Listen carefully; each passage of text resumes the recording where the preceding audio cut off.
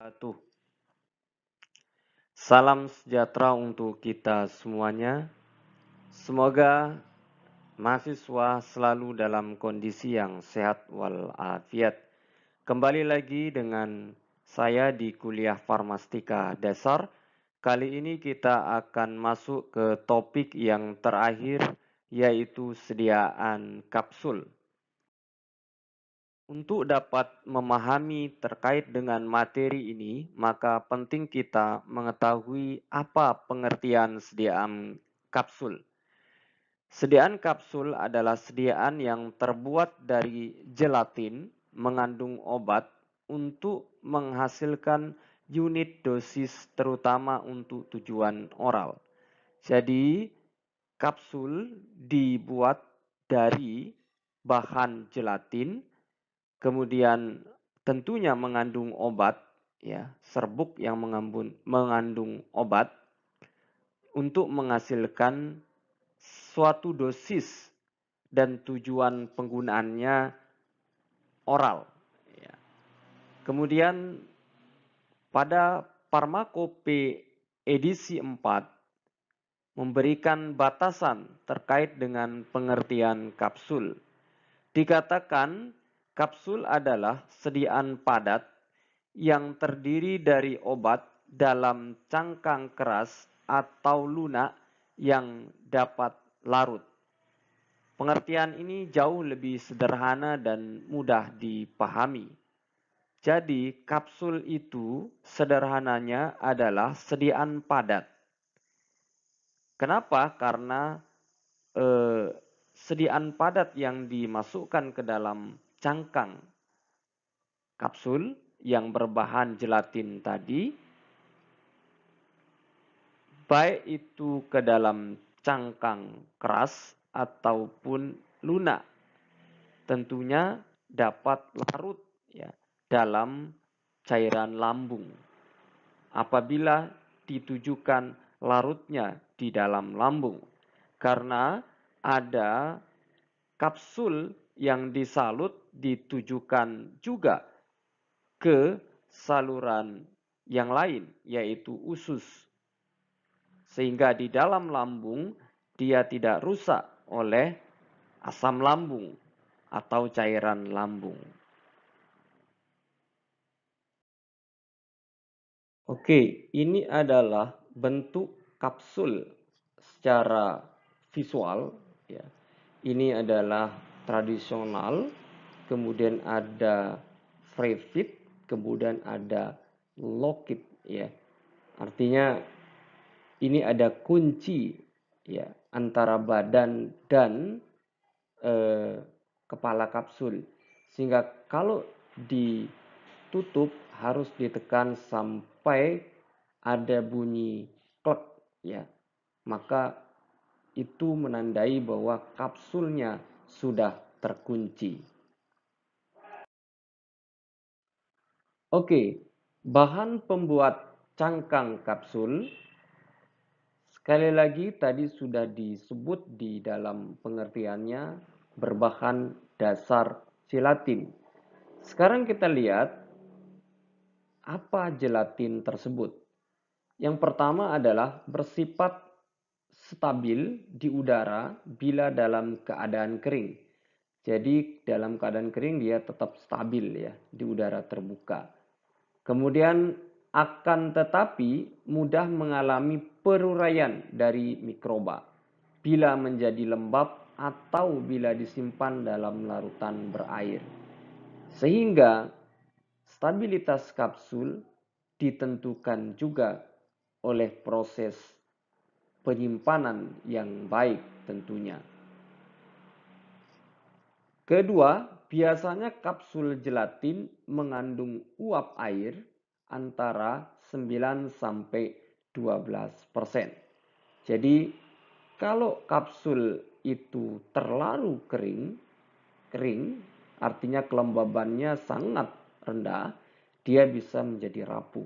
Kenapa kemudian mengandung kelembaban kurang lebih 9 sampai 12% uap airnya. Kemudian bila disimpan di lingkungan dengan kelembaban yang tinggi, penambahan uap air akan diabsorpsi oleh kapsul. Maka kapsul akan rusak dari bentuk kekerasannya. Dia bisa lembek, bisa terurai warnanya karena terabsorpsi ya, oleh lingkungan dengan kelembaban yang tinggi. Sebaliknya, sekali lagi, kalau udara yang sangat kering, sebagian dari uap air yang terdapat di dalam kapsul gelatin akan menguap sehingga hilang dan kapsul bisa menjadi rapuh serta mungkin akan remuk bila ditekan ketika diisikan. Sehingga kondisi kelembaban harus diperhatikan. Sehingga kapsul sebaiknya disimpan di dalam suhu yang sejuk. Kemudian yang terakhir, gelatin larut dalam air panas dalam cairan lambung yang hangat. Sehingga kalau minum obat dengan cangkang kapsul, maka lebih bagus menggunakan air hangat karena akan cepat mengalami pelarutan. Kapsul gelatin melepaskan isinya dengan cepat. Gelatin sebagai protein dicerna dan diabsorpsi. Kemudian kita lihat kenapa harus dibuat sediaan kapsul? Tentunya ada keuntungannya. Yang pertama adalah meningkatkan stabilitas dan menutup rasa bau yang tidak enak. Jadi kalau misalnya bahan dasarnya atau bahan-bahan penyusun kapsulnya serbuk artinya padatannya itu memiliki rasa yang pahit atau bau yang kurang enak akan mempengaruhi dari kepatuhan pasien meminum obat, maka dia ditutupi oleh sediaan kapsul ini. Sehingga dikatakan inilah keuntungannya. Kemudian yang kedua adalah efek lebih cepat kalau dibandingkan dengan sediaan tablet tentunya. Karena kapsul sudah dalam bentuk serbuk halus. Tinggal cangkangnya yang akan melarut lebih dulu di saluran pencernaan. Kemudian yang ketiga adalah mudah penggunaannya bila dibandingkan dengan serbuk. Ingat, bila dibandingkan dengan serbuk. Kalau serbuk baru dibuka dulu, kemudian dilarutkan dulu, baru diminum. Tapi kalau kapsul, ya tinggal diminum saja. Ya. Ingat sekali lagi, kalau dibandingkan dengan serbuk. Kemudian yang keempat adalah dapat mengubah obat bentuk cair menjadi bentuk padatan. Artinya kalau bahan dasarnya ekstrak cair misalnya, bisa kemudian kita keringkan menggunakan bahan pengering yang cocok, ya, yang inert, kemudian baru dimasukkan ke dalam cangkang kapsul. Kemudian yang kelima adalah dapat dilakukan pengaturan pelepasan obat. Kemudian yang terakhir adalah cocok untuk peracikan ekstemporan. Ya, artinya tempo-tempo tertentu. Dosis dan kombinasi obat bisa disesuaikan dengan kondisi pasien. Sama dengan serbuk. Jadi bisa disesuaikan dengan riwayat pasiennya, umur pasiennya, berat badan pasiennya, ya bisa disesuaikan. Karena bahan dasarnya sekali lagi serbuk yang dimasukkan ke dalam cangkang kapsul. Tapi tentunya punya keterbatasan. Tidak ada yang sempurna di dunia ini. Termasuk juga sediaan kapsul. Apa keterbatasannya? Yang pertama adalah kesukaran menelan untuk beberapa pasien sama kayak tablet, ya. Kemudian tidak bisa untuk bahan yang effervescent karena akan menjadi lunak tentunya. Yang effervescent mengandung bahan apa namanya, asam dan basa. Tidak bisa. Kemudian yang ketiga adalah tidak bisa untuk bahan yang deliquesces. Kapsul rapuh dan mudah pecah. Artinya deliquesces ini yang menyerap lembab, yang mencair gitu ya. Tidak bisa. Maka inilah problemnya. Nah, problem ini ada solusinya tentunya. Nanti akan kita bahas. Oke, kita lihat macam kapsul. Yang pertama adalah berdasarkan konsistensi. Ada kapsul keras atau biasa disebut hard kapsul. Ini adalah terbuat dari gelatin dengan bahan obat dan bahan tambahan di dalamnya. Jadi bahan kapsulnya itu gelatin, tetapi isinya adalah bisa obat dan bisa juga bahan tambahan yang terdapat dalam campuran serbuknya tentunya. Kekuatan gelnya tinggi, ya, atau pati. Kemudian keuntungan dari kapsul keras ini sendiri adalah memiliki bioavailabilitas lebih baik dibanding tablet. Ingat, dibanding tablet. Apa tuh bioavailabilitas? Jumlah dan kecepatan obat maksimum masuk ke dalam sirkulasi darah. Kenapa dia lebih cepat? Karena bentuknya sudah serbuk di dalam cangkang, jadi lebih cepat terabsorpsi, tinggal melarut kemudian diabsorpsi. Sementara tablet ini adalah harus melalui satu fase yang namanya fase penghancuran atau disintegrasi di dalam lambung, baru bisa larut kemudian diabsorpsi, sehingga dikatakan dia memiliki bioavailabilitas lebih baik dari tablet. Ingat, dari tablet. Kemudian yang kedua adalah memungkinkan pelepasan yang cepat. Yang ketiga adalah mudah diformulasi, sangat mudah ya, karena serbuk kemudian masuk ke dalam cangkang. Kemudian multiple filling, mencegah inkompatibilitas dan mudah mengontrol pelepasan. Ya. Inkom ini adalah serbuk atau campuran yang tidak tercampurkan. Apabila menggunakan sendi serbuk, nanti dia tidak tercampurkan, sehingga tidak homogen. Nah, tetapi solusinya adalah sediaan kapsul keras. Ya, tinggal masuk dalam cangkang, maka langsung bisa kemudian memberikan solusi bagi bahan-bahan yang inkompatibilitas. Kemudian merupakan barrier terhadap oksigen di atmosfer. Barrier ini adalah penghalang, barrier. Kemudian apa keterbatasannya kapsul keras? Harga relatif mahal, serbuk yang terlalu banyak dapat menimbulkan masalah. Ya. Perlu perhatian terhadap kelembaban tentunya ya.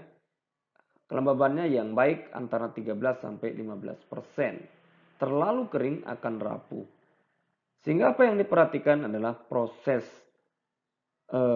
pengisian kapsul harus pada kondisi yang ini, 13 sampai 15%, termasuk dalam proses penyimpanannya. Kemudian yang keempat adalah menyebabkan kesukaran pada waktu menelan pada beberapa pasien. Ini adalah keterbatasan secara umum juga untuk sediaan kapsul. Kemudian bahan penyusun cangkang keras, bahan dasarnya adalah polimer, gelatin, hipromelosa. Kemudian bahan tambahan bisa pewarna, pengawet, bahan pemburam seperti titanium dioksid dan pewarna ya, agen pewarna. Dan kita lihat ukuran kapsul dan bobot yang bisa menampung ya, padatan yang bisa ditampung atau diisi ke dalam ukuran kapsul. Ukuran kapsul untuk manusia mulai dari 000 sampai dengan 5. Jadi 00, 00, 0, 1, 2, 3, 4, 5. Semakin kecil ukuran kapsul, maka volumenya semakin besar. Kita lihat berat serbuk yang bisa masuk ke dalam cangkang 000 paling tinggi yaitu 1 gram. Kemudian ke bawah lagi Kita lihat 0, 0,5 gram, kemudian 5 paling kecil adalah 0,1 gram. Ingat tabel yang bisa kita acu ketika kita akan memilih ukuran kapsul yang banyak ya, ukuran kapsulnya 000 sampai dengan nomor 5. Tentunya kita sesuaikan dengan jumlah serbuk kita yang akan kita masukkan per bungkusnya. Kita lihat ciri kapsul, terdiri atas tubuh dan penutup atau kepala dan badan. Anda perhatikan ini adalah kepala atau penutup. Kemudian yang ini adalah badan kapsul atau tubuhnya. Kemudian yang kedua adalah tersedia dalam bentuk kosong sehingga kita bisa beli kosongan karena akan kita isi bahan obat dalam bentuk serbuk misalnya. Kemudian isinya biasanya umumnya adalah padatan walaupun ada juga bentuknya cairan. Kemudian cara pakainya per oral, kemudian bentuknya hanya satu macam. Seperti ini aja bentuknya. Ya. Tetapi warnanya bisa bermacam-macam. Anda lihat ada satu warna kuning semua, ada merah putih, ya macam-macam. Ya. Adalah cara pengisian kapsul. Ya, dalam buku ilmu resep dijelaskan satu itu adalah dengan tangan, murni dengan tangan. Kita lihat merupakan cara yang paling sederhana, yaitu dengan tangan tanpa bantuan alat. Pada pengisian dengan cara ini sebaiknya digunakan sarung tangan tentunya untuk menghindari kontaminasi, untuk menghindari kelembaban dari keringat ya di tangan. Tentunya harus menggunakan sarung tangan yang steril ya supaya lebih aman. Untuk mencegah alergi juga yang mungkin timbul akibat tidak tahan terhadap obat tersebut ya. Bisa jadi ada bahan obat yang menyebabkan iritasi ya sehingga akan mengganggu ya bagi yang membuat sediaan kapsul ini. Kemudian untuk memasukkan obat dapat dilakukan dengan cara serbuk dibagi dahulu ya, menjadi dua bagian sesuai dengan jumlah kapsul yang diminta ya. Artinya dibagi dua bagian kemudian dibagi sesuai dengan jumlah kapsul yang diminta. Kemudian tiap bagian serbuk atau bungkusnya baru dimasukkan ke dalam badan kapsul, kemudian ditutup dengan penutupnya sampai terkunci. Ada menggunakan alat tapi bukan mesin, jadi masih menggunakan bantuan manusia, tapi ada alatnya, tapi bukan mesin. Alat yang dimaksud adalah alat menggunakan tangan manusia. Dengan menggunakan alat ini akan didapat kapsul yang lebih seragam dan pengerjaannya lebih cepat tentunya dari cara yang pertama.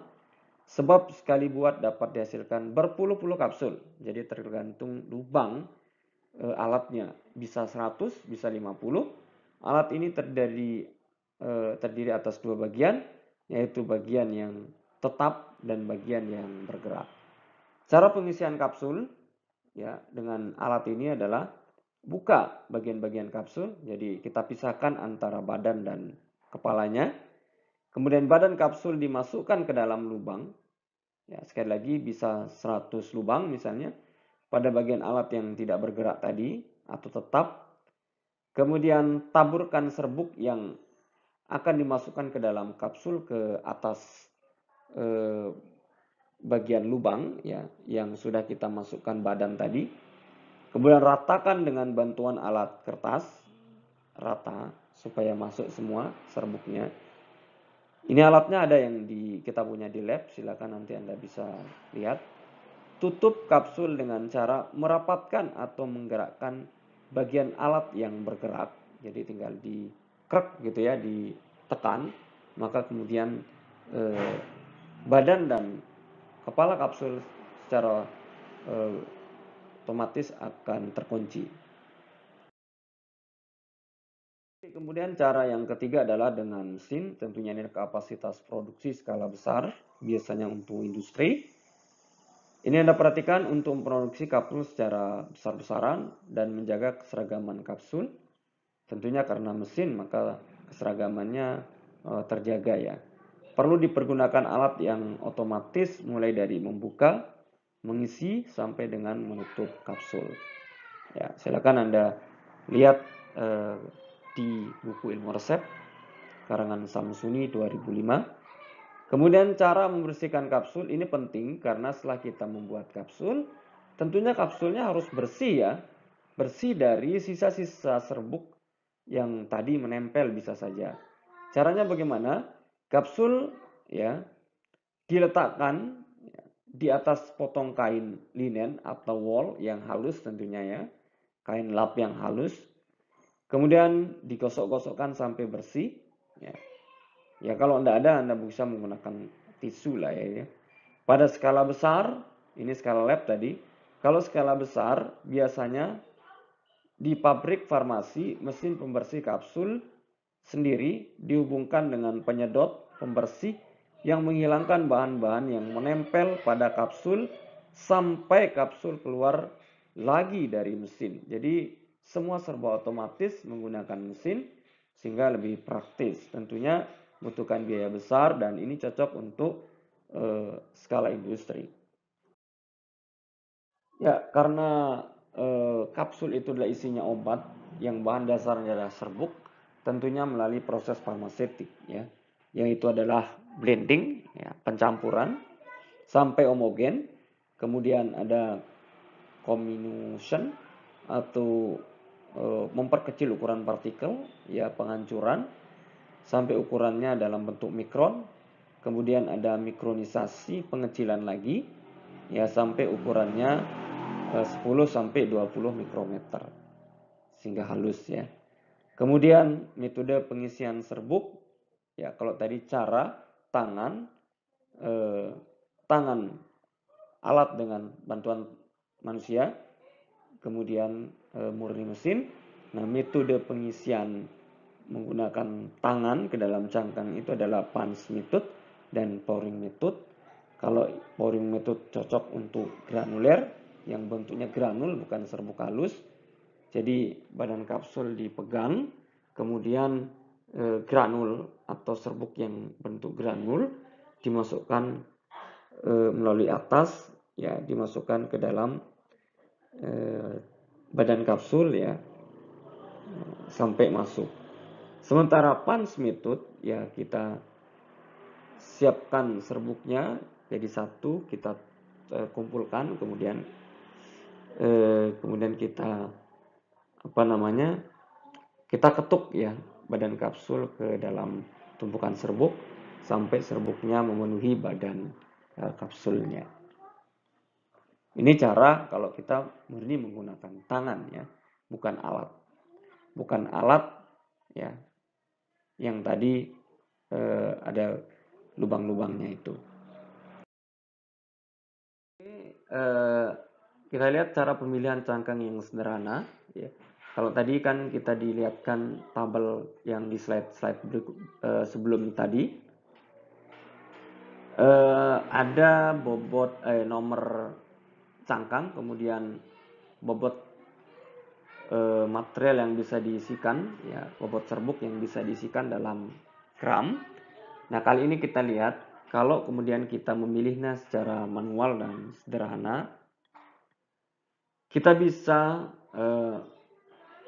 memilihnya berdasarkan yang pertama adalah jumlah dari material pengisi yang akan diisikan. Artinya bobot dari serbuk perbungkus yang mau diisikan ke dalam masing-masing cangkang. Kemudian densitas atau kerapatan dan kemampatan atau kompresibilitas material pengisi. Dalam ini adalah serbuk. Kemudian besar kapsul yang ditentukan lewat percobaan. Nah, ini yang mungkin akan kita lakukan di laboratorium ya. Caranya bagaimana? Dengan percobaan ini ya. Pertama adalah kita hitung bobot obat per kapsul ya. Bobot obat per kapsul. Artinya misalnya kita diminta untuk membuat 10 kapsul. Tentunya kemudian per kamen kita jejar 10 bungkus, kemudian kita bagi serbuk kita ke masing-masing bungkus yang sudah kita siapkan. Kemudian satu bungkusnya kita timbang ya. Bobotnya berapa? Itu adalah X gram. Kemudian kita pilih ya cangkang kapsul yang mendekati bobot dari X ini. Ya. Kemudian setelah kita pilih, kemudian kita isikan bahan yang inert. Ya. Yang inert maksudnya yang tidak mempengaruhi dari obatnya. Bahan inert itu biasanya laktosa, bahan tambahan ya. Kemudian diisi penuh badan kapsulnya. Kemudian kita tutup tentunya. Kemudian kita timbang ya. Kemudian kita kasih simbol Y gram ya, dicatat Y gram. Tentunya ini dalam kenyataannya nanti dalam bentuk angka. Kemudian kalau X ini sama dengan Y bobotnya, langsung bisa masuk ke dalam kapsul. Artinya pas ya, tinggal dimasukkan. Tetapi kalau X ya, bobot obat kita jauh lebih kecil dari Y, artinya cangkang kapsulnya jauh lebih besar dari bobot yang mau kita masukkan, maka harus ditambah dia bahan pengisi sampai penuh badan kapsulnya. Karena kapsul itu nggak boleh dia longgar ya, longgar karena nanti akan mempengaruhi dari kelembaban, dia cepat tidak stabil ya. Kemudian kalau yang ketiga adalah X-nya lebih banyak. Nah, ini kalau bobot kapsul kita per kapsul, bobot serbuk kita yang kita masukkan itu atau X ini jauh lebih banyak daripada ukuran kapsul yang ada atau Y ini, maka bisa kita jadikan 2 kapsul. Artinya nanti aturan pakainya mengikuti. Misalnya 3 kali sehari harusnya 1 kapsul di resep. Tetapi karena tidak bisa dijadikan 1, harus dijadikan 2 kapsul, maka aturan pakainya dirubah. 3 kali sehari 2 kapsul. Oke, yang kedua adalah kapsul lunak. Ya, kapsul lunak. Ini lunak ya. Anda lihat berbeda ya. Bentuknya dengan yang keras tadi. Kapasitas 1 sampai 2 480 minim, 1 minim sama dengan 0,6 mili. Jadi ini adalah sediaan larutan atau cair.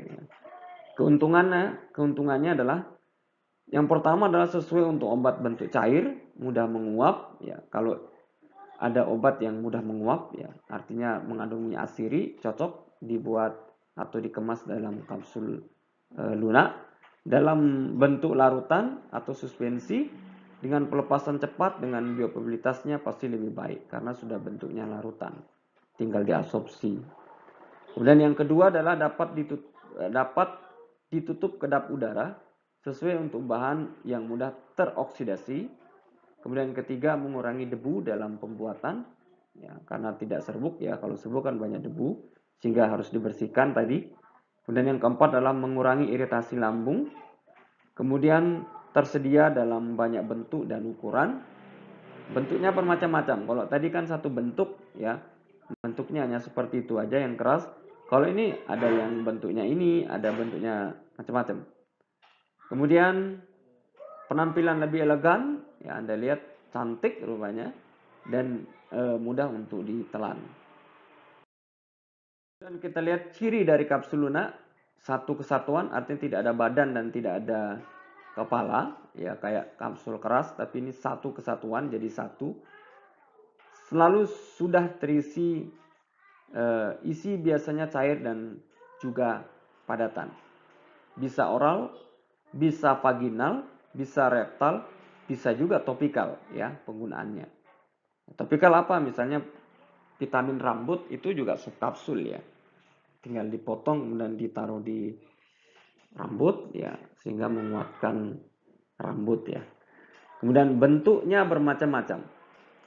Kerugiannya lebih mahal karena memerlukan mesin dan keahlian khusus. Tentunya mesinnya akan lebih mahal ya. Kemudian yang kedua, meningkatkan kemungkinan interaksi isi dan cangkang. Ini adalah kemungkinan, artinya bisa juga tidak ya. Ini adalah kerugiannya.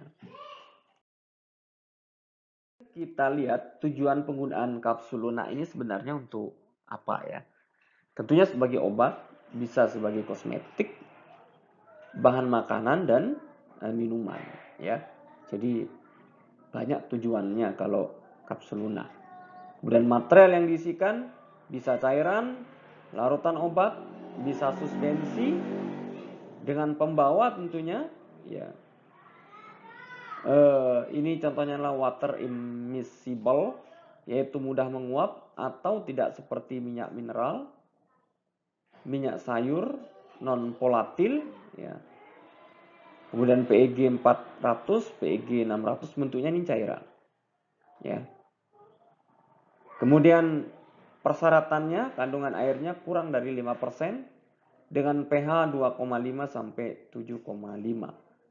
Kemudian bahan penyusun cangkang lunak, bahan dasarnya adalah polimer, ya sama tadi ada, tapi ini adalah PVA, potato pati, gelatin atau bahan yang lainnya. Kemudian selain bahan dasarnya ada bahan pelunak atau plasticizer, ya, plasticizer, golongan poliol dan air 6-13%, makanya dia lunak. Kemudian bahan tambahan bisa berupa pewarna, pengawet, pemburam, flavoring agent, penyalut entrik ya, artinya dia bisa sekali lagi tidak larut di lambung tapi di usus jika mau dibuat kapsul salut entrik. Karena nanti kita juga membahas sedikit terkait dengan salut entrik ya. Itu bentuknya adalah sop kapsul. Oke, yang ketiga adalah kapsul salut entrik. Sekali lagi, ini adalah kapsul yang dibuat atau disalut sedemikian rupa sehingga tidak larut di dalam lambung tapi larut dalam usus. Maksud penyalutannya adalah pertama mencegah terurainya zat-zat oleh cairan lambung sehingga ketika masuk di lambung dia tidak hancur, lolos ke dalam usus. Yang kedua adalah mencegah rasa mual atau muntah yang disebabkan zat-zat tertentu, misalnya ametin dan lain-lain. Kemudian yang ketiga adalah memperlambat aksi suatu obat, misalnya luminal, aspirin, dan amfetamin. Ya, memperlambat aksi. Kemudian dimaksudkan untuk obat-obat yang harus bekerja di usus, seperti antelmentik, obat cacing, antiseptik, ya. Kemudian amobisid, anti amoeba. Oke, kita membahas sedikit problem dalam sediaan kapsul secara umum, khususnya cangkang keras tentunya. Dan ini secara tidak langsung sudah kita bahas di sediaan serbuk, karena yang masuk ke dalam cangkang kan bentuknya adalah serbuk. Yang pertama adalah problemnya serbuk yang memiliki bobot jenis ringan atau berbentuk kristal harus digerus terlebih dahulu sebelum dimasukkan ke kapsul. Ya, artinya diayak, ya, atau digerus dulu baru diayak. Misalnya apa? Natrium salisil, garam kina, amidozon. Kemudian yang kedua adalah serbuk yang mudah mencair, ya, karena akan merusak kapsul, seperti Ki, natrium iodid, akan merusak dinding kapsul sehingga dinding kapsul mudah rapuh. Ya, maka harus ini dilarutkan dulu kemudian dikeringkan menggunakan bahan yang cocok ya. Kemudian kerapuhan disebabkan oleh bahan obat yang bersifat higroskopis, yaitu menyerap air dari cangkang kapsul. Untuk mengatasi hal tersebut dapat ditambah bahan yang inert, misalnya amilum atau laktosa. Kemudian yang ketiga adalah campuran bahan memiliki titik lebur lebih rendah dari titik lebur masing-masing bahan obat, seperti campuran asetosal dan antipirin, serta campuran kamfora, dan salol. Hal ini menyebabkan kapsul menjadi lembek, bahkan dapat lengket atau dengan lainnya. Ya. Maka sekali lagi solusinya adalah kita larutkan dulu, kemudian kita keringkan. Kemudian yang ketiga adalah, yang keempat maksudnya, bahan cair kental yang jumlahnya sedikit dapat dikeringkan dengan menambah bahan yang inert. Kemudian baru dimasukkan ke dalam kapsul, akan tetapi bahan itu harus dibuat menjadi massa pil terlebih dahulu. Bila jumlahnya banyak, kemudian baru dimasukkan ke dalam kapsul. Kita lanjutkan dengan evaluasi. Ini hal yang sangat penting karena kita ingin menghasilkan sediaan kapsul yang memenuhi kriteria atau standar. Yang pertama adalah keseragaman bobot. Ya, dalam farmakope 3 dijelaskan untuk kapsul yang berisi obat kering. Caranya adalah ditimbang 20 kapsul, kemudian timbang kapsul satu persatu. Ya. Tentunya dicatat bobotnya ya. Kemudian isi semua kapsul dikeluarkan ya, dan ditimbang. Jadi isi setiap kapsul itu dikeluarkan satu persatu, kemudian ditimbang satu persatu, kemudian dihitung bobot rata-ratanya.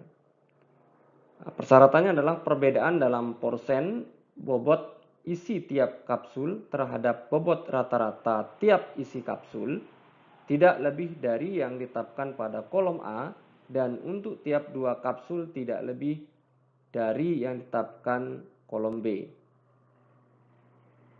Jadi sederhananya bobot masing-masing isi kapsul ya, kalau mengacu ke kolom A tidak boleh satupun yang menyimpang kurang lebih 10%.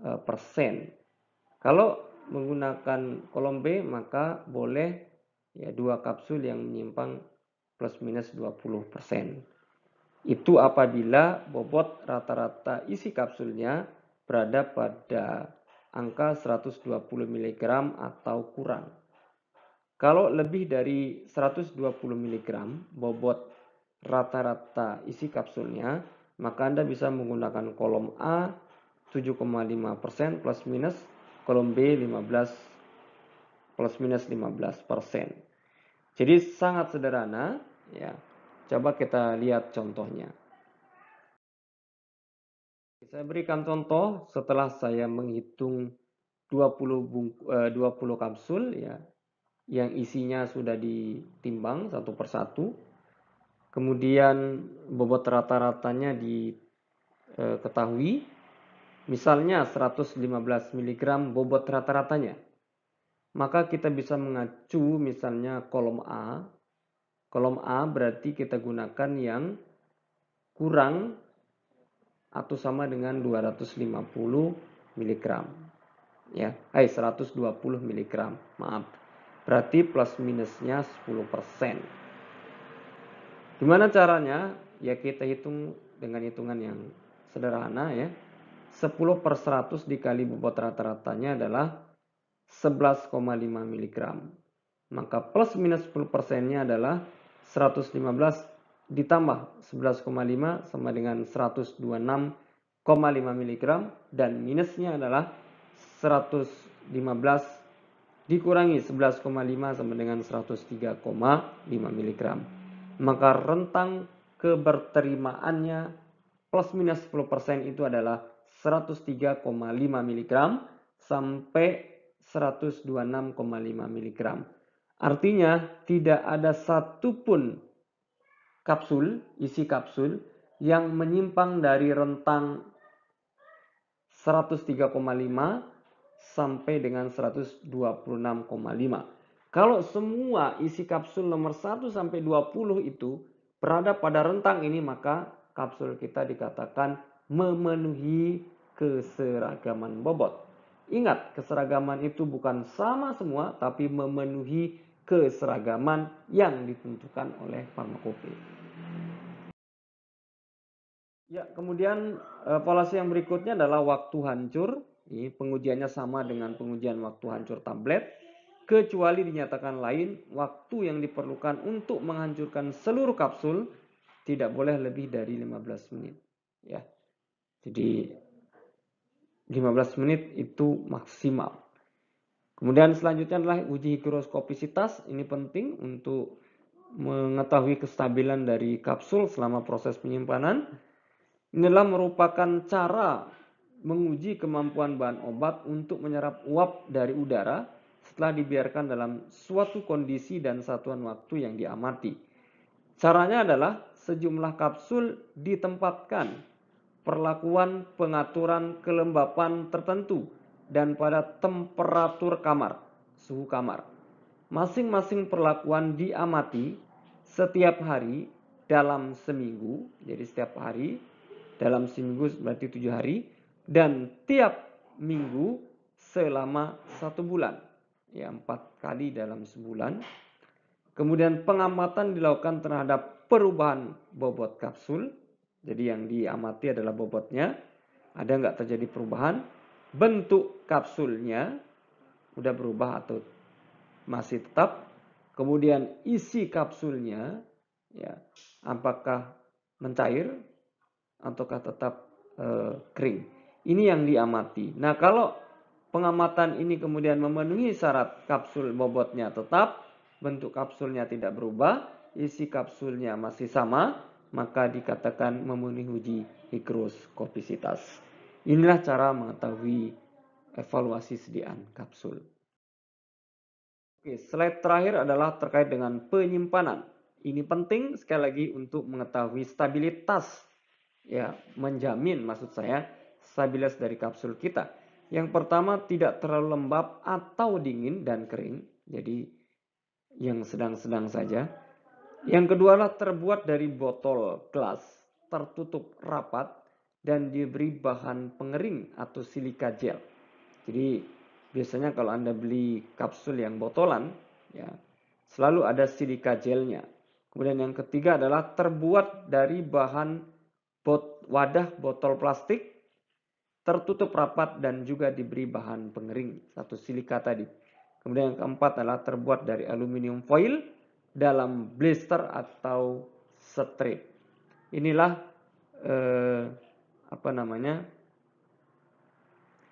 kondisi penyimpanan yang disarankan untuk sediaan kapsul.